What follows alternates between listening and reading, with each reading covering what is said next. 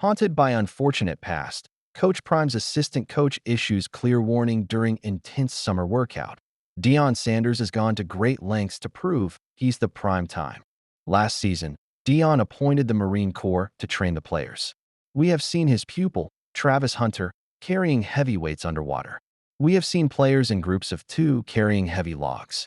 Unfortunately, at the end, Deion's efforts to physically bolster his boys went in vain. Colorado got eliminated from the Big 12 championship run. This time, they can't afford to make any mistakes.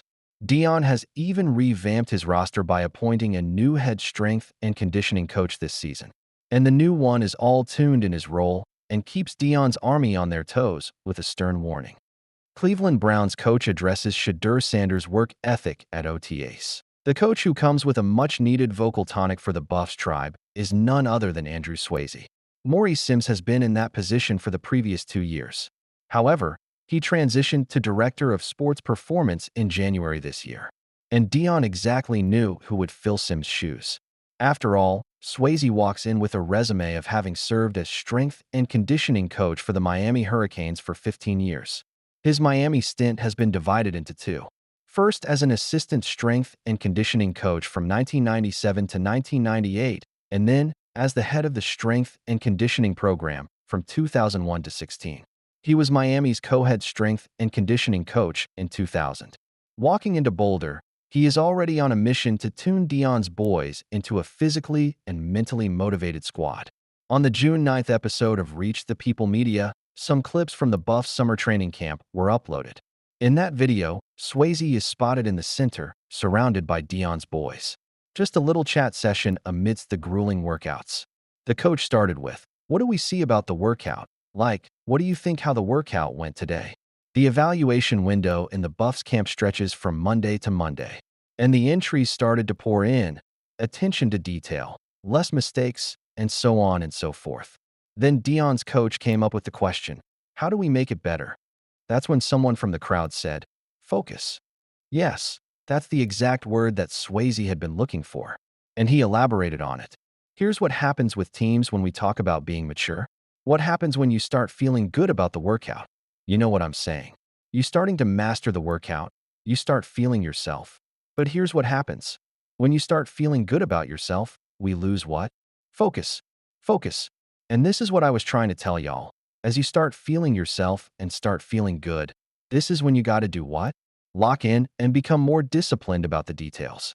This advice came from someone who is credited with coaching over 100 NFL draft picks, including 35 first-round picks.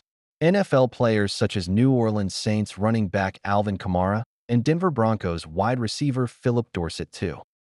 Meanwhile, while the coach stepped into Boulder, he was aware of the past that he needed to fix now.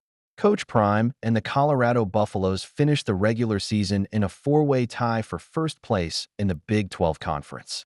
But their run was shut out because they lost to Kansas and Kansas State earlier in 2024.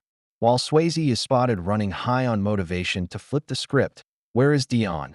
Deion Sanders' mysterious absence sparks concern. While CU's annual slate of summer football camps got underway last week in Boulder, Deion was away at his estate in Texas.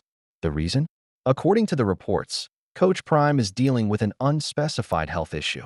After all, in both 2023 and 2024, we have seen how Deion never missed a day to supervise the summer camps. Operating them is listed as one of the official duties in his employment contract with CU. While concerns are mounting behind the tentative date of Deion's return to Boulder, Deion Sanders Jr. came with an update. On Sunday, June 8th, Bucky appeared on a YouTube livestream from the family estate in Canyon, Texas, where he said his father was in his room and feeling well. The well-off media tycoon assured, "He'll tell y'all soon enough what he went through. When we get back in Boulder, I don't know. I'm waiting until my dad leaves. When he leaves, then I'll go. Until then, I'm gonna sit here with him. The earlier the return, the better."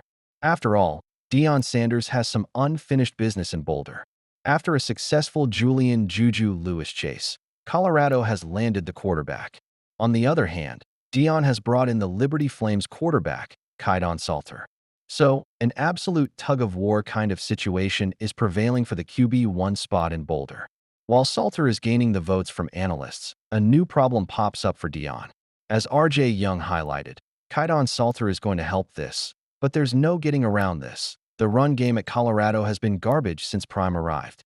It's been non-existent. All eyes on Deion's comeback, passing Shedeur's legacy down and tightening the screws on Colorado's rushing woes. College Football HC recreates Shedeur and Deion Sanders' dynamic by acquiring his son to play QB. In college football, we've seen father-son stories unfold under stadium lights. Few more public than Deion Sanders coaching his sons, Shedeur and Shiloh, in Colorado. Their bond, built on shared ambition and high expectations, has become a defining narrative of the program. Shedeur and Shiloh, having their father as coach, is the best part. They get to experience each high and low alongside one another, making memories that extend far beyond wins and losses. But now, a quieter yet equally meaningful version of that story is emerging on the East Coast. In college football, we've seen father-son stories unfold under stadium lights. Few more public than Deion Sanders coaching his sons, Shedeur and Shiloh, in Colorado. Their bond, built on shared ambition and high expectations, has become a defining narrative of the program. Shedeur and Shiloh, having their father as coach, is the best part. They get to experience each high and low alongside one another, making memories that extend far beyond wins and losses. But now, a quieter yet equally meaningful version of that story is emerging on the East Coast. Dante spent a year at South Carolina, acclimating to the high-level SEC environment, going through the motions and biding his time. But as Lon Norris Sellers' role as the Gamecocks' starting quarterback solidified, two other top recruits, Aaron Noland and Cutter Woods, were entering the pipeline, making the road to playing time crowded. Dante decided to step into the transfer portal, a clean slate, a new page. But this was no ordinary transfer. Dante was going to a place that had the warmth of home in more than one sense: Yale University, where his father, Tony Reno, is the head coach. Full circle indeed. For a three-star prospect and the state's fifth-best high school player in Connecticut, Dante's transfer to Yale offers one of the most prestigious academic environments in the country. For Dante, it's a chance to grow both as an athlete and as a scholar under the guidance, who knows him best, his father, Dante Reno's new chapter.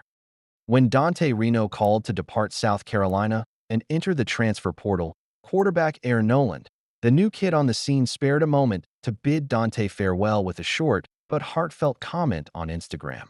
"Wishing you the best, bro." In a day where competition and transfers can make teammates into adversaries, Air's message was one of respect and brotherhood. Fans, naturally, had their response too. Some playfully noted that Noland's arrival was the cause of Dante's departure, while others blamed Cutter Woods. But the reality is, college football is a revolving door. Noland is well aware of that feeling himself, having just transferred from Ohio State to South Carolina for a chance.